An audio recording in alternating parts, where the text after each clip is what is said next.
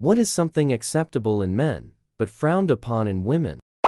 I wish body hair was more accepted in women. I cannot tell you the number of times I was bullied as a kid because I didn't fully pluck out lip hairs or chin hairs. It's nice that people here are saying they don't mind armpit hair or leg hair, but if you struggle with something like polycystic ovary syndrome, it's a lot harder to find people who accept chest or facial hair on a woman. It's miserable. For some reason, not wanting children, family will constantly try to convince me that I will want children sooner or later, or that it's not that bad giving birth. My brother, however, said it once or twice, that he doesn't want kids, and everyone is just okay with it. My parents already have a grandchild from my stepsister, and my mom says that she still needs one from me. There's more, but it would make her sound like an insane parent. I think women get a lot of pressure to maintain their appearance from an early age. My ex and I talked about why she was showing them certain things, and she said it starts when they are young and just continues. It's really a shame you can't just be yourself, but I understand there's tremendous amount of pressure from society to fit in. On top of that, men can be pretty toxic when talking about women. I've had my fair share of comments on the amount of body hair that grows everywhere except on my head, but using clippers for my back and chest hair keeps it tidy enough to no longer be ashamed of it like I was at a younger age. For women, as it's an entirely different situation. The current societal norms to be as hairless and plastic-like as possible are really strange. Please know there are people out there who are more than accepting of body hair in women. And I don't mean just those with a fetish or kink. A former girlfriend of mine had this lovely line of hairs between her pubic area and belly button, and I was genuinely sad when she later showed me she had it lasered. It was cute, yet somehow mostly made her insecure and self-aware. I was happy for her. She felt better about her body, yet saddened that she felt it was necessary. I was bullied for it in high school. They called me gorilla arms because my body hair was black, and I'm very pale, so quite noticeable. I even tried bleaching it, because my mom said it would grow back thicker and darker if I shaved, until I just said "favgit" and shaved it off since it was already thick and dark. My hair grew back lighter and thinner. Women with heavier body hair attract my attention, because I am aware the body hair issues like mustaches in females is caused by the male hormone testosterone, which is also responsible for S3X drive in both males and females. It has also been my experience that women with certain male hair characteristics have higher S3X drives. Some men are attracted to certain women by subconscious clues without knowing what the attraction is or what causes it. The attraction can be hair, wide hips, wide shoulders, even body odors, and the same thing applies to women. You probably won't notice the attraction or the type that you are subconsciously attracted to, however your friends will, even when your SOS seem to have been opposites. I've been in many situations in life that I have faced with direct communication, almost always to be told that I'm too bold or too audacious. I'm not sure why directness from a feminine energy puts people off. If I was not as direct as I am, my husband would never have had a relationship. He is mildly autistic and is horrible with social stuff like flirting. The amount of my life I have been called a B1 chi-chi for knowing what I want and saying it is insane. I am also 6'2", so I very quickly was given the bossy Amazon treatment. Thing is, I am not bossy, tell you things directly rather than wasting everyone's time. I also may be direct, but I say things in a nice way. I don't think people frown up women that don't wear makeup. People frown on ugly women that don't wear makeup. Everyone appreciates a natural beauty. The best makeup artists I know can make you look like a natural 10.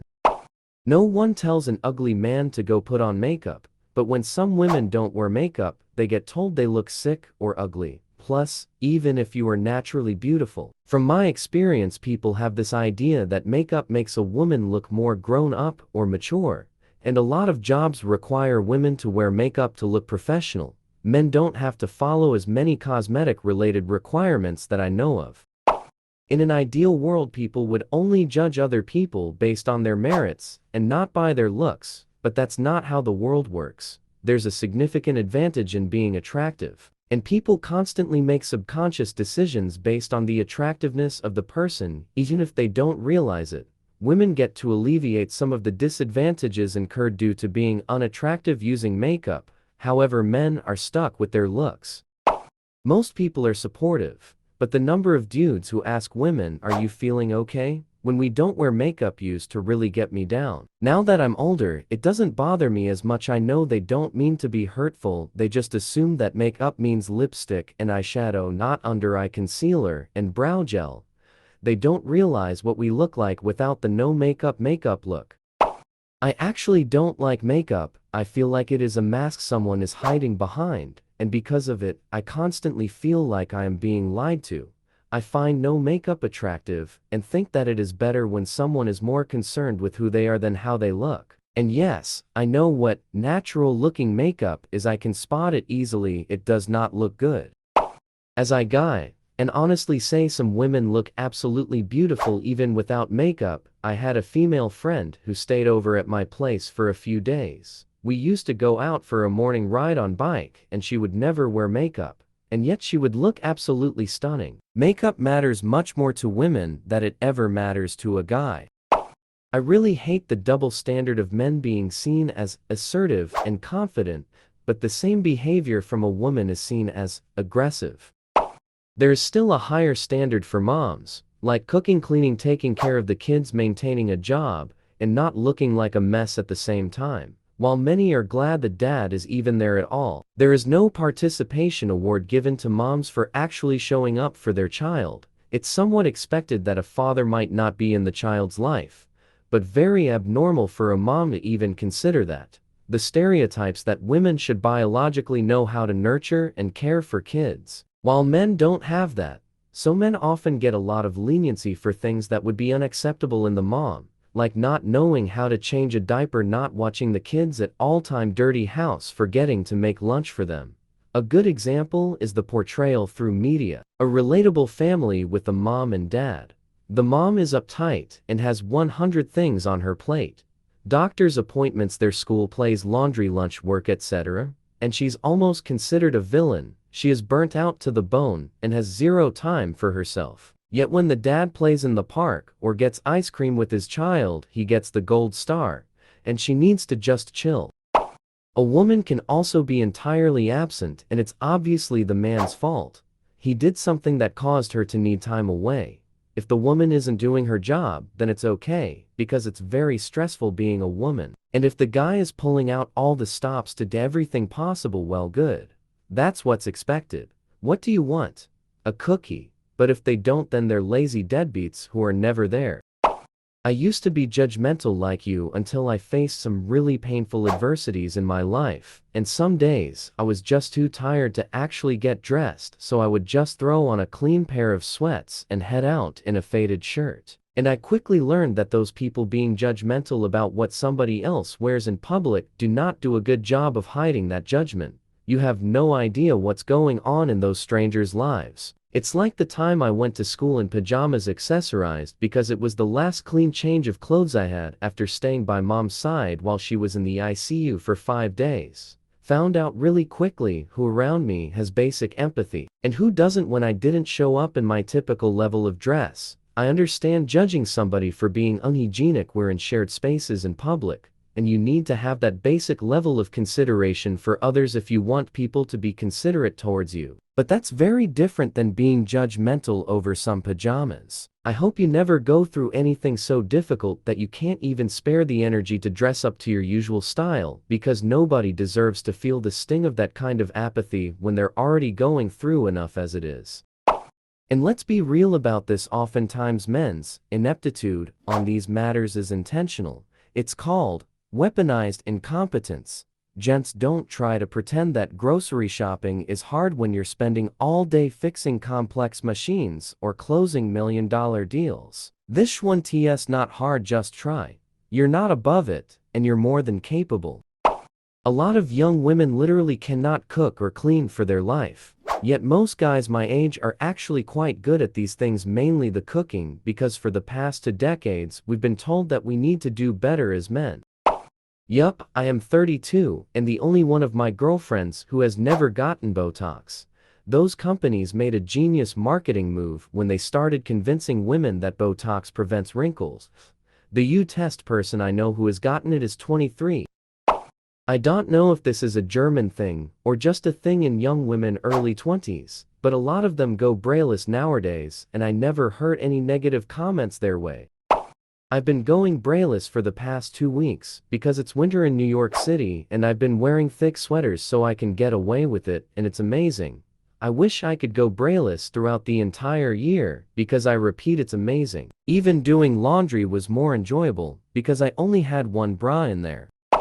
Never understood the bra thing as a man. If they don't feel right, why wear them? There's a t-shirt and likely another shirt on top. Who's gonna tell if you're wearing a bra or not unless they ask you? As a teen, I had to parade in front of my mother for nipple check. If you could even barely see them even with the bra on, had to go change clothes. I was made to wear these crazy bras with freaking armor in them to batten down the nipples. I've been going brainless for 5 years now, and it's been amazing. I'm a C-cup, and honestly, I don't care if people stare at my chest, so what if they judge? I bet most guys think that it's hot and most girls are jealous. The only time I wear a bra is if I'm wearing a special shirt or dress where having lifted boobs makes a large difference in the look. I've never heard a guy complain about a girl going bra or topless, but be aware that people will look and don't judge them for it. Personally, I wouldn't want a girl I'm with to show herself off like that, but I like modest girls. I don't like showing too much skin myself. I'm personally okay with girls going brainless. I've heard about how itchy and terrible they can be. As for topless, women complain about men staring at their milkers all the time. So what's gonna happen when they're allowed to go topless? Those complaints will go through the roof, and for your own safety will need to wear a top. Maybe a controversial opinion, but I don't care. I know this one couple with a kid. The dad used to travel quite often for work, also after the kid was born, since it was part of the job. No one batted an eye, and people complimented him on working hard on his career to provide for his family. Mom worked at the same company, but not in a position where she had to travel. Fast forward a few years, the dad switched jobs and now works from home half of the time, and in which he enjoys. He no longer travels for work. Mom still works at the same company and got promoted a few times. So now she's the one traveling more for work, and people are constantly asking her if her family is okay with that and how she manages to be away from her kid during those times, etc., etc. Even though she's doing the exact same thing dad used to do, and he never got these types of questions. I'm a woman who has a very odd and inconvenient inability to burp like a normal human, and get maybe one small one out every 3 months or so. Doesn't matter what I do, no burping. So the gas has to go somewhere. I don't generally smell, just very musical. It's so endlessly embarrassing when I'm trying to date someone and have that first sleepover. I barely sleep because I know once I'm out the fireworks will start. And they aren't cute ladylike farts. Sometimes they sneak from the back to the front if I'm laying flat, and they decidedly do not sound dainty. A lot of sexism initially comes from a good place, before devolving rampantly. It started off as, women are so awesome that they don't even do something as gross as fart, but quickly turned into shaming women for their normal body functions. It was never in a good place. Benevolent sexism comes from double standards that come from unrealistic expectations, and only looks good until someone stops living up to that double standard. An older lady at my job prides herself on being natural, and we were having some conversations about her being vegan, wars in the world, stuff like that. She then forgets who's she talking to as I'm covered in tattoos all down my arms, and she's like, I just feel so bad for people who have tattoos because what must have happened in their life to hate their bodies so much.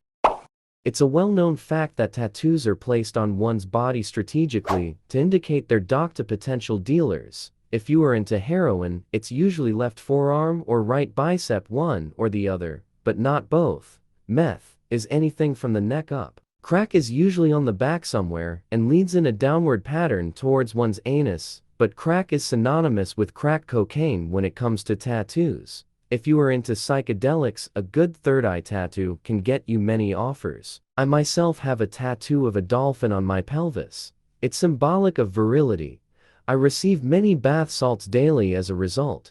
Just go to any public place, malls, outdoor storefronts, amusement parks, daycare, parking lots, etc. and motion suggestively towards your tattoo. I hate that so much. Like, dude, she has very obvious eyeliner and lipstick on. No one has brows that perfect without make or skin that flawless. It's a full face of makeup just in nude colors. I've always found that bizarre. When a woman starts yelling, people flip. When a man starts yelling, everyone has a blank face. Which gender is more likely to KL when they get pissed? That's because men decided anger isn't an emotion when they feel it. But when a woman is angry, she's being a B1 chi. Can't tell a man they're being emotional though, cause anger isn't an emotion when it's them showing it. I realized recently that I have a frequent low simmer of anger that I never really express because expressing my anger has basically never actually helped the situation. It's just gotten me straight up laughed at and not taken seriously. And then I get mad at myself for being angry. It's a weird cycle. The low simmer is the problem. You have to let it build a little so you get the proper explosive release when you blow your stack. If someone is angry enough, it is always taken seriously, and afterwards, you have an adrenaline rush that always feels good. A man shouting and kicking off in public will likely get a police response immediately and people will be concerned for their safety. A woman, unless she's shrieking and actively assaulting people, most police won't even show up if anyone even bothers to call them. I'd argue that women are accepted to have a whole range of emotions that men should never show. Sadness, you are weak. Shame, you did something wrong if it is warranted or not. Insecurities, you are pathetic. Anger, you are dangerous. Seriously, for my whole life, I trained to not show any emotions so far that I can't even actively feel them anymore. Women have many aspects where they have to unfairly try harder than men, but emotion control. No, that's not one of them. A rich white guy can do whatever he wants, the police won't be called. Other people have the police called when they are angry, but also when they are walking their dog or moving into a new house, so it is not very causative.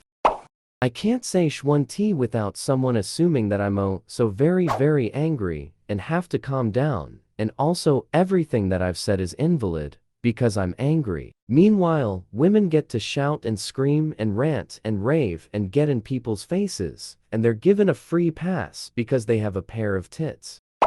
Women are more sensitive to being exposed to anger. Men, being testosterone-fueled beings, are prone to anger. Despite that 90% of the outbursts of anger ever seen are from women, I believe it's way more socially acceptable for a woman to be angry than a man, especially because men being angry is associated with danger. I agree with most of the opinions on this post, but this one is not even close to the truth. I'm not here to be indirect and play games with the dudes. Men don't have the patience to even decipher these moves. I'm fed up with being indirect, and the direct approach has saved me my mental health. If it doesn't work out, and the dude rejects me, it's okay. I used to play petty games in my early 20s, and I had a huge shift in my mid-20s, and started the direct approach. I'm making my expectations and my needs clear. I'm making my feelings clear and transparent. If that irks you as a man, then I'm not the right one for you. I'm not going to change who I am to accommodate your needs. I'm an imperfect human being looking to see if I have a shot with you or making it work with you based on a give and take approach. Heterosexual men are horrible at figuring out what cues women are giving thanks to their monkey brains. From the complexity they face, no wonder why majority of the men had given up on dating. I worked with the kid, he's 28, and I'm 38, he has no kids, and I have 2 teens, and I'm a woman who straight up said he thinks women are impure and sluts when they sleep around, and then it's weird and unfair when they want to settle down in their 30s, after they've been run through like a hot dog down a hallway, he said, to which I cackled and said, oh honey, no, it does not work like that. Does your dick shrink the more you sleep around? I diplomatically put him in his place by telling him it was extremely bold of him to say shwanti like that to me, a feminist working in the trades, and then especially when I know his history of hooking up with chicks on Tinder and wondering why he can't ever keep a woman around. I'm like, bro, you are the kind of guy who sleeps with the very women you criticize and judge. You are just as much a slut too. And I told him, think of it this way, if the dick was that good and the relationship worth something, women would stick around. Clearly, there isn't much to stick around for. My sister just ended a toxic relationship over her one-tie asshole boyfriend, consistently slut-shaming her because of this, going so far as to accuse her of taking a guy home and sleeping with them when she would be going out with friends, and embarrassing her in public at a gala over it. But I can bet you anything he probably did the exact same thing, and gets praise for it, and no one bats an eye. I love my kids to death, and now that they exist, it's hard to imagine a world in which they don't. But if I could go back, I'd be childless. It's a lot sometimes, it's too much and life goes by fast, there's so little time. The popular opinion may be the opposite, but I bet there are more parents who regret having kids than there are childless people who regret not having them. This one is still very true for a lot of men, if not most, although I agree it affects women worse than men. As a child-free man, still get the shocked looks of disapproval every single time I'm asked and answer that I don't want children. They all say the same things like, "Oh, it's different when it's your child," or "You don't know true love until you have a child," or "You'll change your mind one day," or my favorite, "Having kids is what you're supposed to do." I'm a dude and went through the same one team. Sure, it's worse for women, but up until the age of 23 my mom wouldn't stop asking when she was going to get grandchildren. My mom, my bosses, aunts, uncles, you name it. I had a vasectomy last year, so people don't generally ask after I tell them lol. I'm a guy, but I get the same one t. Well, parents at least try to understand it, but they cannot. Other than them, the whole family is like, "Ah, you'll change your mind someday," or "You are so good with kids, you'd be such a good father." First of all, a person who doesn't want kids wouldn't be a great parent, so no, actually be a terrible father. Second of all, even relationships are off limits with my mental state, so I don't know what they are on about. So yeah, I'd relate, it is fucking annoying. I think it's becquace for hundreds of years women's lives revolved around bearing and caring for their children, like we had no ambition or dreams of our own. Men in society, since like the beginning of time, have always promoted the idea that the greatest thing a woman could aspire to is a wife and mother. Women who did not want children or to marry were called spinsters and looked at like oddballs and outcasts. Our voices and opinions on the matter was largely ignored, and despite the dangers of childbirth and the overwhelming amount of stress and strain on our bodies and mental health, we were considered baby machines. Okay, rant over. But seriously, being that it's about to be 2023, you would think that people would realize that there's more to women's lives than to procreate. I'm finally past that age, and the goading finally stopped. I never changed my mind, and I never regretted it. I was 35 when I met my now partner, and his mother never stopped. She has like 14 grandchildren. 2 from my partner, but somehow the one more would complete the set. I knew all my life, and evidently so did my sister. We pretty much pruned this branch of the family tree. It wasn't discussed, but it is what it is.